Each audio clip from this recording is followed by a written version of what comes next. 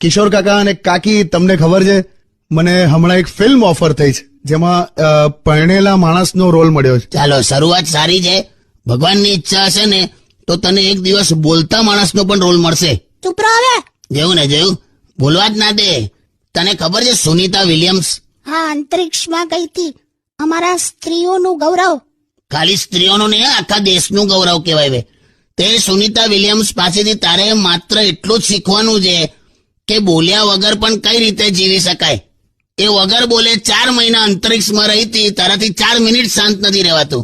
આખો દિવસ કચ કચ કચ કચ કચ કચ કચ કચ કચ કચ કચ કચ કચ. એ તમને હસબન્ડોને બહુ કકરાટ લાગે છે અમારી વાતો. બીજાનું નહીં ખબર, તારું તો છે જ.